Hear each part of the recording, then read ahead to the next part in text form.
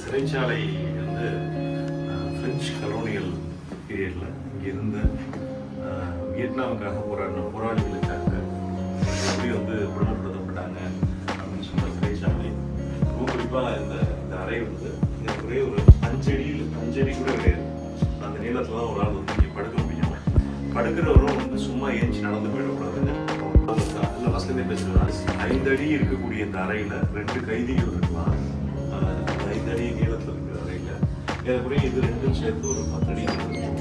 10க்கு 5 அடி இருக்கக்கூடிய இந்த அறையில் 2 கைதிகள் அவங்களுடைய கால்களை கட்டி லாக் பண்ணி வச்சுருவாங்க. அவங்க வந்து உட்காந்துருக்கலாம், படுத்துருக்கலாம், ஆனால் காலை வந்து அசைக்கப்பட முடியாது. அவங்களுக்கான அந்த ஜன்னல் காற்றுன்னு பார்த்தா கிட்டத்தட்ட எத்தனை லேயர் கம்பி, அதுக்கப்புறம் கண்ணாடிங்கிறது இருக்கு. இங்கேருந்து வெளியிலேருந்து ஒரு ஆள் பார்க்கணும்னா இப்படி நேரடியாக தான் பார்க்கணும். அப்படி கூட அவங்கள வந்து போகணும்னா எந்த வாய்ப்பும் கிடையாது. இதுதான் கொடும் சிறை. நம்ம வந்து அந்தமான் சிறையை விடவும் ஒரு கொடூரமான சிறையாக தான் இருக்குது. அவங்க பார்க்கறதுக்கான இடம் கிட்டத்தட்ட ஒரு கைதி வந்து எப்படி இருக்காரு அப்படின்னு அவங்க மாடல் பண்ணியிருக்காங்க. இப்படி உட்காந்துருக்கலாம். இந்த சிறையினுடைய அளவு ஒரு மாதிரி கைதி வந்து எப்படி இருக்காரு, அதாவது அவங்க இன்னும் சொல்லப்போனால் வியட்நாமுக்கான விடுதலை போராட்ட வீரர் தான் அவர் வந்து கைதி பண்ணி உள்ளே வச்சுருக்காங்க. கிட்டத்தட்ட அவங்க காலை அப்படி லாக் பண்ணிடுவாங்க. இதை பற்றி சொல்லும்போது the space of the area of cells for prisoners sentenced to death in along prison. கிட்டத்தட்ட இது வந்து சொல்கிறது ஒரு சிறையில் கைது செஞ்சு வைக்கிறது அவங்கள சாகடிக்கிறது தான் அப்படிங்கிற மாதிரி தான் இருக்குது. வியட்நாமோட அந்த விடுதலை போராட்டத்தில் எவ்வளவு ஒரு பெண்கள் எல்லாருமே உள்ளே இருந்திருக்காங்கன்னு சொல்லப்போனால் சில பெண்கள் குழந்தை பிறந்ததுலேருந்து எல்லாமே இங்கே இருந்திருக்கு. அவங்களுக்கு இப்போ நம்ம ஊரில் வந்து செக்கு இருக்கிற வஉசி பற்றியெல்லாம் பார்த்துருப்போம் நம்ம சிறைச்சாலைகள்லாம். கிட்டத்தட்ட இதுவும் அவங்களுடைய ஒரு தண்டனை முறைகளில் ஒன்றா இருக்குது. போது பிரெஞ்சு லூயி மன்னனை வந்து அந்த மக்கள் கழுத்தை வெட்டி கொண்டதை நம்ம எல்லாம் படித்தாங்க.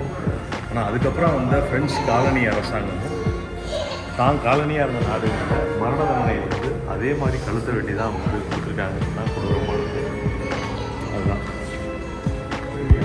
நிகழ்ச்சி இல்லாமல் ரொம்ப குறிப்பாக 2ஆம் உலகப் போர் முடிஞ்சதுக்கப்புறம் வியட்நாம் தன்னை சுதந்திர நாடாக அறிவிச்சதுக்கப்புறம் அமெரிக்காவும் பிரான்ஸும் ஒன்று சேர்ந்து, குறிப்பாக அமெரிக்கா தலைமையில் 25 நாடுகள் நடைபெற்ற 25 ஆண்டுகள் நடைபெற்ற அந்த போர், இந்த போரில் வந்து கொடூரமான அழிவுகள்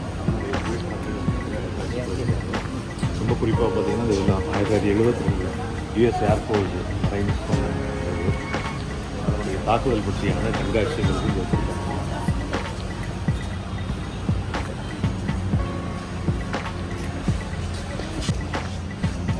எவ்வளோ கொடூரமான தாக்குதல்கள்.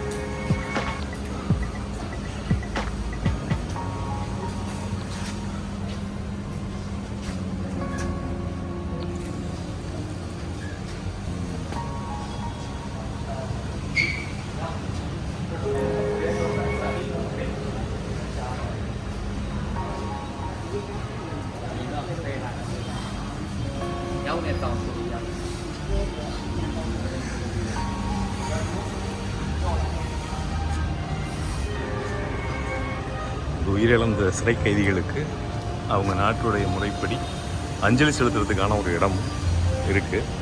இதுலேயும் பார்த்திங்கன்னா பௌத்த மத அடிப்படையில் எல்லா சிகரெட்ஸ்லேருந்து எல்லா விஷயங்களையும் வச்சு தான் வணங்குறாங்க. லிக்கர் உட்பட நிறைய இடங்களில் வச்சு தான் வணங்குறாங்க. கைதிகளுக்கு எப்படிலாம் தண்டனை கொடுத்தாங்கிறத ஒரு கற்சிற்பமாக ரொம்ப ஒரு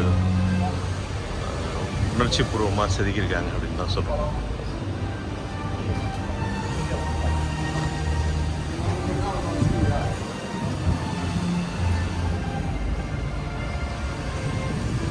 தலைவர் ஹோச்சிமினுடைய கடைசி நியூ இயர் மெசேஜ் அவருடைய கையெழுத்துலேயே எழுதியிருக்காங்க. நீங்கள் அதை பார்த்தா அவ்வளோ அழகாக இருக்கும்.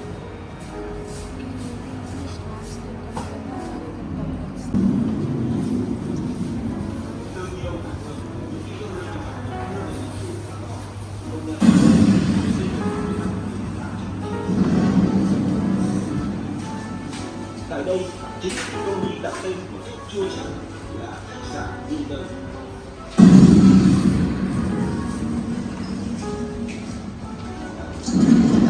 இது அமெரிக்க அந்த விமானத்துடைய ஒரு பகுதி.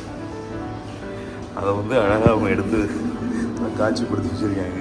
அமெரிக்கா எவ்வளோ வலிமையான நாடு, ஆனால் அதை அடித்து காலி பண்ண வரலாற்று குறிப்பு